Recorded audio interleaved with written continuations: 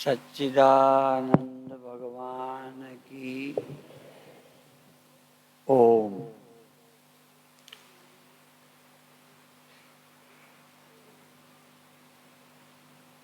तीन शरीर हैं, स्थूल शरीर, दूसरा है सूक्ष्म शरीर, तीसरा है कारण शरीर।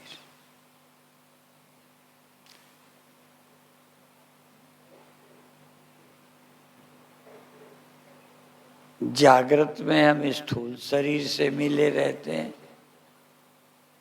स्वप्न में हम सूक्ष्म से, सुषुप्ति में हम कारण शरीर में चले जाते हैं। शरीर को पार नहीं कर पाते। शरीर को पार कर जाए तो मुक्त हो जाएंगे।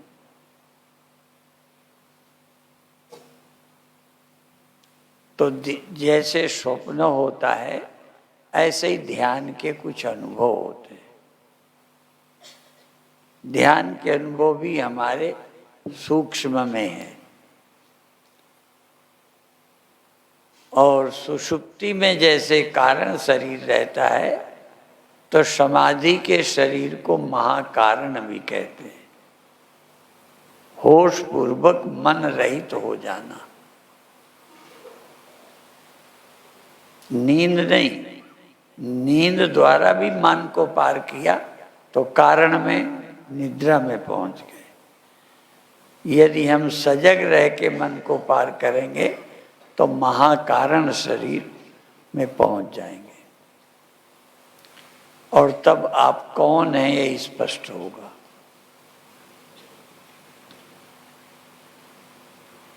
चूंकि जगह नहीं है, नहीं तो जैसे डॉक्टर वंदना आपको लेटाती हैं, कुछ कराती हैं, हम भी कराते, बैठे बैठे छोटा अभ्यास करें। अपने हाथ को हाथ में रख लें, आंख बंद कर लें, अपने हाथों को, हथेलियों को, उंगलियों को शिथिल कर दें।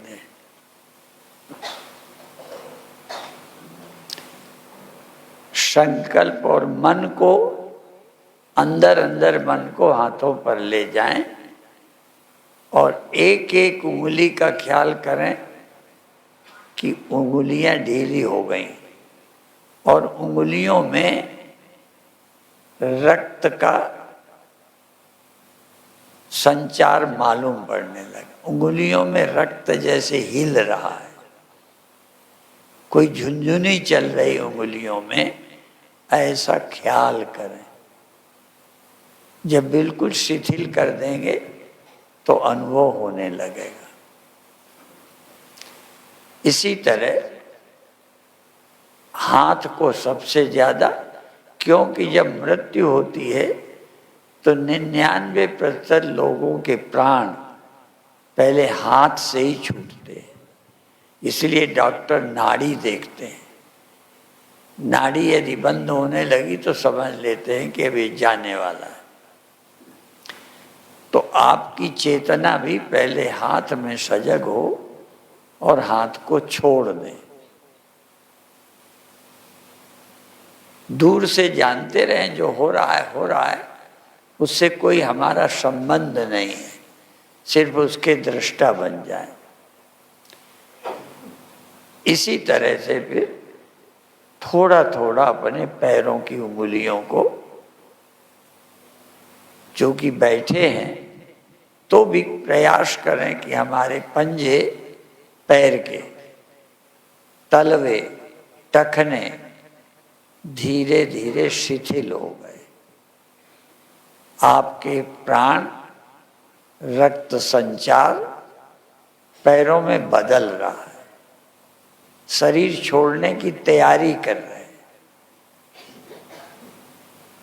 हाथ छोड़ दिए, अब पैर छोड़ने का प्रयास करेंगे। पड़े हुए तलवे, टखने धीरे धीरे जंघा, घुटने, छोटे बच्चे घुटने के बल चलते हैं। अब आप घुटनों को भी धीरे धीरे शिथिल कर दें, रिलैक्स कर दें, छोड़ दें। शरीर छोड़ने की तैयारी ध्यान है। मृत्यु में शरीर छूटता है, ध्यान में भी छूटता है। जो लोग ध्यान में शरीर छोड़ देते हैं वो मृत्यु को प्राप्त नहीं होते, वो समाधि को प्राप्त होते। इसलिए धीरे धीरे शरीर छोड़ना है। अब श्वास चल रही है, श्वास को बहुत जोर तो न लगाएं पर पेट से लें। ध्यान को नाभि पर ले आएं। नाड़ा जहाँ होता है, बचपन में नाड़े से हम जुड़े रहते हैं। नाड़े से हमारे जीवन का बड़ा गहरा संबंध है। हम माँ से खुराक नाभि से ही लेते हैं। नाभि सबसे ज्यादा महत्वपूर्ण अंग है और ये नरम भी बहुत है। तो इस पेट में श्वास आई, पेट थोड़ा उभर गया, श्वास लौट गई, पेट थोड़ा दब गया। पेट उभरता है, पेट थोड़ा शिथिल होता है। श्वास लेने में पेट तन जाता है थोड़ा, श्वास निकलने में पेट रिलैक्स हो जाता है, शिथिल हो जाता है। इसका अनुभव करें, अनुभव करें। पेट फैल गया। कितनी श्वास कम से कम लोगे तो भी पेट थोड़ा तो फैलेगा, और श्वास कितनी कम लौटेगी थोड़ा पेट शिथिल होगा। उस शिथिलता को और कड़ेपन का अनुभव करें। इसके लिए आंखों की जरूरत नहीं है, केवल ध्यान, केवल सुरति, केवल चेतना। अब हमारी चेतना धीरे धीरे हाथों को छोड़ चुकी, पैरों को छोड़ चुकी, पेट में आ गई। और धीरे धीरे पेट में सजग रहते हुए हृदय में ले जाओ। और भाग्यशाली हैं जो मृत्यु के समय भगवान का नाम या आत्मा का स्मरण करते हैं, स्वरूप का। तो अब आप अपनी चैतन्यता को हृदय पे ले जाएं।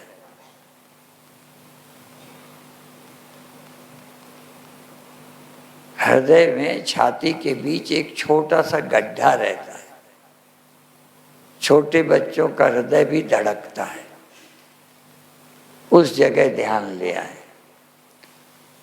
और धीरे धीरे श्वास पेट में बाद में जाती है, नीचे नाभि तक बाद में जाती है, नाक से घुसते ही गले से गुजरती है, गले से। अब आप श्वास को जब आए तो गले से गुजरती हुई ध्यान दें। अंदर आई, गले से नीचे चली गई। ज्यादा ध्यान अब नीचे न ले जाए। श्वास आई, गले से टकरा कर नीचे चली गई, फिर लौट गई, फिर आ गई, फिर लौट गई। ध्यान को गले पे ले आए। इसको विशुद्ध चक्र बोलते हैं। मूलाधार, स्वादिष्ठान, मणिपुर, अनाहत, विशुद्ध चक्र। गले के पास जो गड्ढा है उसको विशुद्ध चक्र बोलते हैं। विशुद्ध चक्र में आ जाए। और अब धीरे से नाक के छेद से जब श्वास जाती है तो दोनों भौं के बीच में पहले टकराती है। दोनों भौं के बीच में आपकी श्वास टकराती हुई आगे कहाँ जाती है, ज़्यादा ध्यान आ जाए तो आ जाए, लाने की जरूरत नहीं। प्रयत्न न करो। प्रयत्न इतना कि श्वास नाक के छेद से दोनों भौं के बीच में टकराई। आगे कहाँ गई पता चले तो बहुत अच्छा, नहीं चले तो नहीं चले, उससे हमें कोई लेना देना नहीं। दोनों नाक के छेद से दोनों भौं में श्वास टकराती, थोड़ा ऊपर जैसे तिलक लगाते हैं, तो नाक के दोनों छेद से दोनों भौं के बीच में जैसे तिलक ऊपर को लगा होता है, ऐसे ही आपका ध्यान दोनों भौं से टकराता हुआ तिलक की तरह थोड़ा ऊपर की तरफ, दोनों भौं के बीच में ठहरो और श्वास के साथ थोड़ा ऊपर जाओ, फिर दोनों भौं के बीच में आ जाओ, फिर दोनों भौं के बीच से फिर थोड़ा ऊपर को श्वास के साथ जाओ। ध्यान को दोनों भौं के बीच में फिर थोड़ा तिलक की तरह ऊपर को ले जाओ। और अब जैसे छिपकली छत पर चिपक जाती है, ऐसे ही अब आप अपने ध्यान को छोटे बच्चों का सिर, जैसे हमारा हृदय धड़कता है, छोटे बच्चों का बीच में सिर धड़कता है। वो हड्डी बड़ी नरम रहती है, बाद में कड़ी हो जाती है। अब आप अपने ध्यान को सहस्रार पर, दशम द्वार पर, छोटे बच्चों का सिर जहाँ धड़कता है उस जगह ले जाए और वहीं टिक जाए। ये गगन गुफा भी बोलते हैं। संत कहते गगन गुफा में भरी है घनौची, काहे की? आनंद की। जैसे पानी की घनौची होती है, गांव में पानी रखने की जगह को घनौची बोलते थे। बुंदेलखंड में, यूपी में अलग अलग नाम होंगे, पर इस भजन में है गगन गुफा, दशम द्वार पर आनंद की घनौची है, पौशाला। गगन गुफा में भरी है घनौची, पी पी संत, पी पी भक्त, भय मगना। संत मगन हो गए, श्वास के साथ सिर पर पहुंच गए और वहां आराम करना है, विश्राम। सब देह इंद्रियां छोड़कर सिर पर आकर विश्राम करो। टेंशन नहीं करो, चिंता नहीं करो, ये आराम की जगह है। विश्राम, विश्राम, विश्राम। और ऊपर से ही, ऊपर बैठे बैठे जैसे जमीन में रहते सारा आकाश देखते हो, आज उल्टा हो गया। सिर रूपी आकाश में अपने ध्यान को बिठा दिया और इस ऊपर बैठकर पूरे शरीर को ऊपर से देखो। पूरे शरीर को ऊपर बैठकर देखो। पैर, हाथ की उंगलियां जैसी छोड़ी थी वैसी ही हैं कि नहीं? हाथ की उंगलियां पड़ी हैं और हो सकता है उठाना पड़े तो थोड़ा मुश्किल से उठेंगी, क्योंकि वहाँ का प्राण, वहाँ की चेतना ऊपर आ गई। तो जैसे मृत्यु के समय हाथ भारी हो जाते हैं, पैर भारी हो जाते हैं, शरीर धड़ जड़ होने लगता है और चेतना समेटकर सिर पर आ जाती है और उत्क्रमण करती है। इसीलिए पहले भारत में लोग मृत्यु के बाद कपाल भाती करते थे, कपाल क्रिया, सिर को फोड़ते थे, कपाल क्रिया। ये प्राण यहाँ रुक गया हो तो निकल जाए, अटका न रहे। अब आपका प्राण सिर पर आ गया। यूं तो श्वास चल रही है, पर यहाँ प्राण का, प्राणों का प्राण आत्मा है, प्राणों का प्राण चेतना है, वो प्राणों का प्राण है, वो जीवों का जीव है। इसलिए अब आप प्राणों के प्राण चैतन्य रहकर अपने सिर पर विराजमान। और अभी पूरा तो नहीं निकलोगे, केवल जैसे कोई जमीन में जंप लगाता है तो ऊपर देर तक नहीं टिकता, जंप लगाता है फिर जमीन पर आ जाता है, फिर जंप लगाता है फिर जमीन पर। तो अब आपको क्या करना है, सिर आपकी जमीन है, सिर जमीन है, चेतना आपका शरीर है, चेतना शरीर है। तुम चेतना को सिर के ऊपर थोड़ा 6 इंच ऊपर जंप लगा दो, ऊपर हो जाओ और फिर सिर पर आ जाओ। बार बार कूदो, जैसे छोटे बच्चे जंप करते हैं, खेलते हैं। तुम सिर को छोड़ दो, जंप लगा दो 6 इंच ऊपर और फिर सिर पर आ जाओ।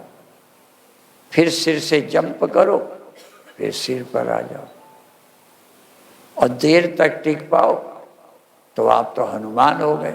हनुमान ही हैं जो आकाश में उड़ लेते हैं, हम नहीं उड़ सकते, वो पवन पुत्र हैं।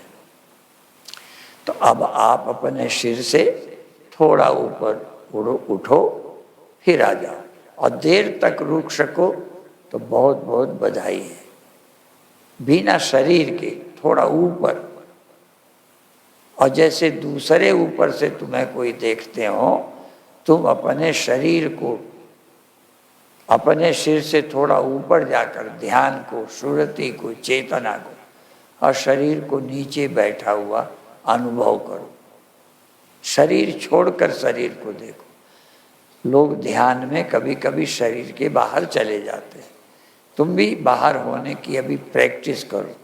अचानक कभी बाहर हो जाओगे और डरना नहीं चाहिए, बाहर जाके फिर आ जाओगे भीतर।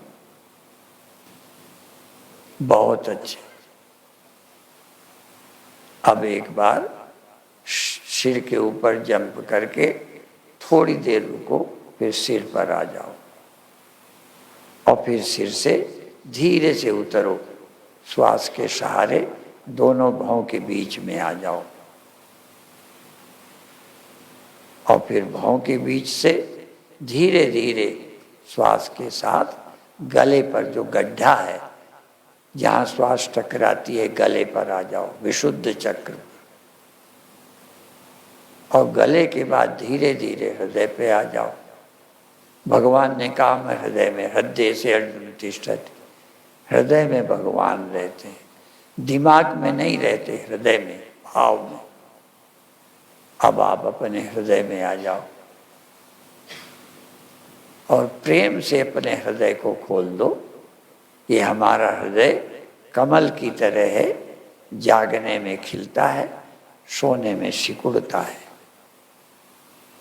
हृदय कमल की तरह है, हृदय पुंडरीकेण सत्सम स्याद अधोमुखम। ये नीचे को मुख रहता है, इस हृदय कमल का मुख नीचे को रहता है। तो जागृत तद विक्षति, स्वपतस्तु निमीलति। जागने में ऊपर को खिलता है, सोने में सिकुड़ता है। अब इस हृदय को खिलने दो, प्रसन्न रहो, आनंदित रहो। और अब ज़्यादा नीचे जाने की जरूरत नहीं है, हृदय और हृदय से ऊपर ही रहना सीखना है। अब आप धीरे धीरे छोड़ने की तैयारी करें। एक बार अपने ध्यान को अपने हृदय में स्थापित करें और अब अपने दोनों हाथों को धीरे से प्रसन्नतापूर्वक, बार बार डॉक्टर वंदना कहती है मुस्कुराते हुए, तनाव नहीं, टेंशन नहीं, चेहरे को बिगाड़ो नहीं। चेहरा ऐसे जैसे प्रसन्न मुद्रा। यदि आपका फोटो बनाएं और आप खुद फोटो बनाओ, आप अपने चेहरे की, आप अपने फेस की फोटो लो। कहीं कोई तनाव तो नहीं है नसों में, कहीं जोर तो नहीं डाल रहे, सहज जैसे छोटे बच्चे सोए होते, ऐसे निश्चिंत रहकर अब अपने हाथों से अपनी आँखों को, मुंह को, सिर को सहलाओ और धीरे धीरे प्रसन्नता से आंखें खोलो।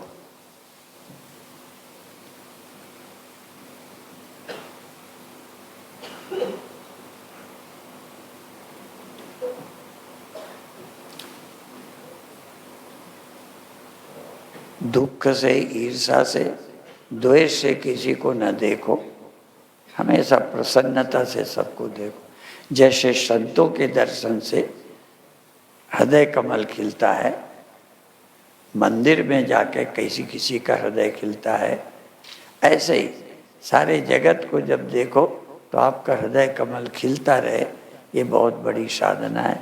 इतना ही कहकर अभी समाप्त करते हैं। ओम शांति शांति शांति।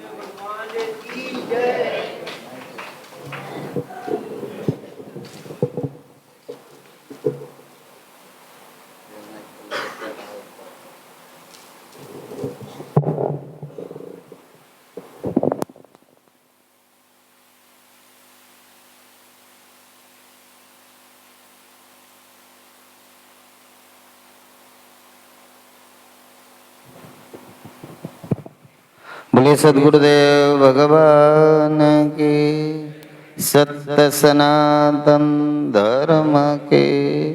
ओम नमः पार्वती पतये हर हर महादेव।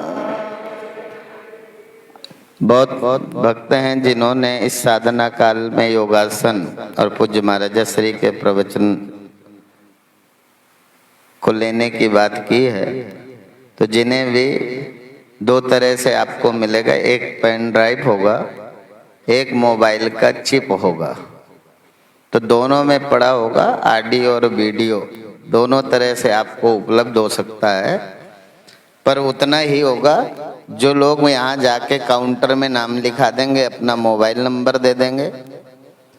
काउंटर वाले भी सूचना पर ध्यान दें कि जब भी कोई साधक जन आपके पास आते हैं तो उनका आर्डर नोट कर लें। तो आप आर्डर करेंगे तो हम कंप्यूटर रूम में सोशल मीडिया की टीम को बोलेंगे और वो चिप में या पेन ड्राइव में योगासन की कुछ क्लासें, जैसे प्रथम क्लास सुबह की है, सायंकालीन की है, कुछ खास क्लासें जो उपयोगी हैं बहुत ज़्यादा, तो वो क्लासें भी होंगी।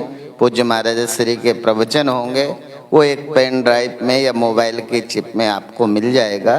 तो आपको जो सुविधाजनक लगे वो आप जाकर के वहाँ ऑर्डर कर देंगे, तो उतने ही चिप बना करके आपको कल सुबह के सत्र में, या जो बाद को जाने वाले हैं 23 तक, उनको पूरा कंप्लीट मिल जाएगा।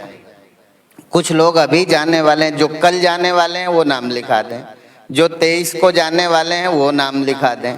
तो जिनको भी लेना है, प्राप्त करना है, पेन ड्राइव या मोबाइल चिप के रूप में गुरुदेव की वाणी योगासन का ये सत्र जो चाहते हैं कि हम साथ लेकर के जाएंगे, तो वो काउंटर में आज ही लिखा देंगे। अभी आपके पास भोजन में और इसमें टाइम है ना, सुबह का सत्र तुरंत बाल भोग के लिए होता है, ये सत्र अभी छूटेगा। आप स्वतंत्र हैं, कुछ हरिद्वार में गंगा दर्शन करें, घूमें, भोजन करें, फिर विश्राम करें। तो अभी जिनको चाहिए वो लिखा देंगे, उतना ही आर्डर तैयार होगा, जो आर्डर लिखाएंगे उनको मिल जाएगा। ठीक है, यही इसी के साथ अब अपनी वाणी को बोले सद्गुरुदेव भगवान की। अब आपकी छुट्टी, आप जा सकते हैं।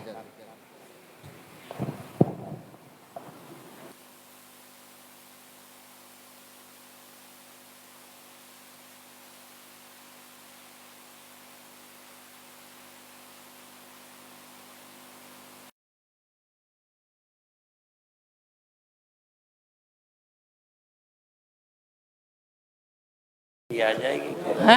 हल्दी आ जाएगी क्या? कौन? हल्दी आ जाएगी क्या? हाँ, मैंने बोला है आ जाए। और जिन्हें हल्दी आदि लेना है तो अभी मैंने सिजई गौशाला बात की है, तो 100% ऑर्गेनिक होगी। हल्दी है, तेल है, मिर्च है, धनिया है। यदि ये सब उपलब्ध होता है और ठीक ठाक रहा तो सुबह के सत्र में बता देंगे। यदि कोई उन्हें साधन मिलता है तो सुबह के सत्र में सिजई से आएगी, तो कल नहीं परसों आप सबको उपलब्ध हो जाएगी। तो जो बिल्कुल गाय के गोबर से किए गए उत्पादन का ये हिस्सा है, धनिया है, हल्दी है, मिर्च है और सरसों का तेल है, तो ये जिसको चाहिए तो उनको भी मिल जाएगा। और ये जो आप आप जो है ये जो पूछते रहते हैं ना काउंटर में क्या रखा है, ये बुकनू कहते हैं। ये बहुत पहले कानपुर में बना होगा, तो ये बुकनू के नाम से है। ये जो चूर्ण जैसा डिब्बा रखा है, इसको सलाद में खा सकते हैं। इसको आप जो है नमक की जगह इसका प्रयोग कर सकते हैं। और इसमें 5 तरह के नमक हैं, हरड़ है, वो सारा सामग्री लिखी होगी, वो स्वास्थ्यवर्धक है, उसको खा सकते हैं। और ठीक है, वो बुकनू है। बहुत लोग पूछते हैं चूर्ण क्या है, वो बुकनू है। नमक की जगह इसका प्रयोग भोजन में किया जाता है। वो सुपाच्य भी है, स्वादिष्ट भी है, लाभकारी भी है। बोलिए सतगुरुदेव भगवान की। हो चंगा लगदा नहीं, हो चंगा लगदा नहीं जग विच रहना, गुरु जी तेरे कोल वसना। हो चंगा लगदा नहीं जग विच रहना, गुरु जी तेरे कोल वसना। कोल वसना तेरे कोल वसना, तेरे कोल वसना। हो चंगा, हो चंगा, हो चंगा लगदा नहीं जग विच रहना, गुरु जी तेरे कोल वसना। सतगुरु प्यारे तू जल्दी आना, सतगुरु प्यारे तू जल्दी आना। डूबदी नैया पार लगाना, डूबदी नैया पार लगाना। हो आखिर तेनू ही तारना पैना, गुरु जी तेरे कोल वसना। हो चंगा लगदा नहीं जग विच रहना, गुरु जी तेरे। हो चंगा लगदा नहीं जग विच रहना, गुरु जी तेरे कोल वसना। चरणा कोल बिठा ले मैनू, चरणा कोल बिठा ले मैनू। दुखड़े खोल सुनावा तेनू, दुखड़े खोल सुनावा तेनू। हो आखिर तेनू ही सुनना पैना, गुरु जी तेरे कोल वसना। हो आखिर तेनू ही सुनना पैना, गुरु जी तेरे कोल वसना। हो चंगा लगदा नहीं जग विच रहना, गुरु जी तेरे कोल वसना। शीस मंगे ता सीवी ना करिए, शीस मंगे ता सीवी ना करिए। आसरायो दे नाम दा धरिए, आसरायो दे नाम दा धरिए। हो पावे दुख भी नरक वाला सहना, गुरु जी तेरे कोल वसना। हो चंगा लगदा नहीं जग विच रहना, गुरु जी तेरे कोल वसना, गुरु जी तेरे कोल वसना। बोलिए सतगुरुदेव भगवान।